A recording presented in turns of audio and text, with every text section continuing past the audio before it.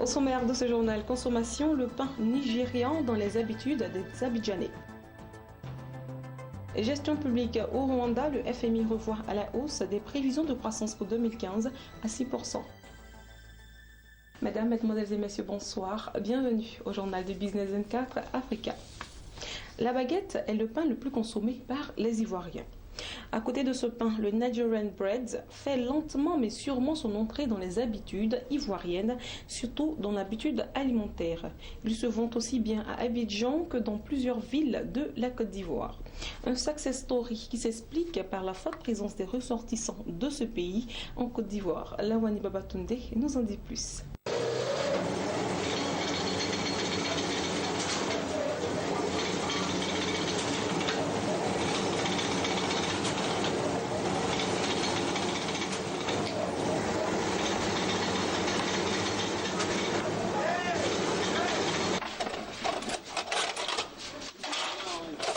Dans un passé récent, il était uniquement estampillé Made in Nigeria. Le pain nigérien intègre de plus en plus les habitudes alimentaires des Ivoiriens au point d'être désormais produit en Côte d'Ivoire.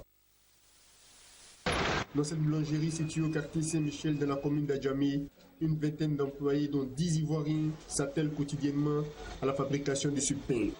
Un pain obtenu d'un mélange de farine, de sucre, du sel, du lait et du beurre pour être vendu à Abidjan, dans les villes de l'intérieur et dans les pays voisins. Je suis fait pain de Nigeria, dans Côte d'Ivoire. C'est un marche un peu, ça marche. Dieu merci. Il fallait manger trop. Dieu merci, clients ça vient, les déposer pain pour Yamskolo, Asia, comment on l'appelle, tout le village là. Alakuta, Touchala. Actually, I'm going to supply this bread to Abu. Je vais livrer ce pain à Bobo Williams et Makassi.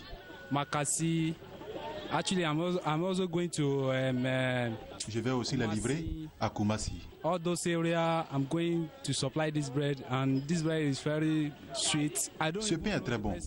Je ne sais pas qui des Ivoiriens ou des Nigérians le consomment plus. Si les vendeurs et revendeurs de ce pain en tirent d'importantes retombées financières, les consommateurs, eux, savourent cet aliment venu du Nigeria. Un véritable régal. Ce pain-là, il est très bon. Moi-même, je suis un adepte de ce pain-là. Chaque fois, je passe comme ça, les mardis, quand j'ai un bout de temps, venir prendre un peu pour envoyer à la famille. Moi-même, j'en prends un peu en quantité pour que la famille puisse faire 2-3 jours avec. Parce qu'on peut conserver ce pain-là. Moi, je prends ça au café. Les enfants, ils prennent avec un peu comment on appelle, de déguet, un peu de lait. Ils prennent avec un peu de tout. Et quand je passe dans la rue, je vois les gens payer à Trècheville, partout. À Djamé ici, quand je passe sur Nangé à Brogoua, les gens payent. La dame, même une fois, je suis arrivé, j'ai commandé. Le temps de revenir, là, c'était fini. Donc les gens aiment bien ce pain-là. Je vends ça à Djamé, je vends ça au Black, je rentre partout. Dans les coups de Djamé, dans les marchés, je rentre, c'est dedans, je vends. Il y a des fois, je peux prendre un peu 20 000, aller voir 25 000, ça dépend de ce que je prends. Je vends tout par jour. À la rade de Dieu, si ça va, je vends tout par jour. Je vends tout. Les gens aiment ça, très bien, c'est bon. Loin de changer les habitudes alimentaires des Ivoiriens, le pain nigérian, aujourd'hui en vogue en Côte d'Ivoire, traduit l'intégration entre deux peuples africains. Le Nigeria, faut-il le rappeler, est l'un des pays qui compte le plus de ressortissants en Côte d'Ivoire. À présent, l'information en bref. Télécom Nigeria, Airtel a prolongé de 5 ans la durée de sa licence télécom pour 202 millions de dollars. L'opérateur de téléphonie mobile Airtel Nigeria, tout comme son rival MTN, a prolongé de 5 ans la durée de sa licence télécom dans les bandes de fréquence de 900 MHz et de 1800 MHz pays. La filiale du groupe télécom indien Bharti Airtel a pour ce fait accepté de verser la somme de 202 millions de dollars, dont 108 millions ont déjà été payés.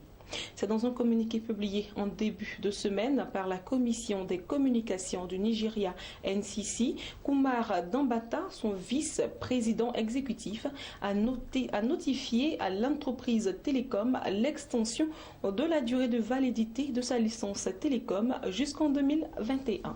Toujours en finance et gestion publique maintenant, le Fonds monétaire international FMI a annoncé le 4 novembre qu'il renvoyait à la hausse ses prévisions de croissance pour le Rwanda en 2015 à 7% contre précédemment une estimation de 6,5%. Cette nouvelle prévision a été annoncée lors d'une conférence de presse tenue à Kigali par Laure Redifer, la représentante résidente de l'institution au Rwanda. Madame Redifer, qui a notamment souligné la résilience de la monnaie locale face à un dollar fort, a par ailleurs estimé que le pays des 1000 collines devrait enregistrer une croissance économique située entre 6 et 6,5% en 2016. Voilà, c'est tout pour aujourd'hui. Merci à tous de nous avoir suivis. Excellente suite de programme sur Business 24 Africa.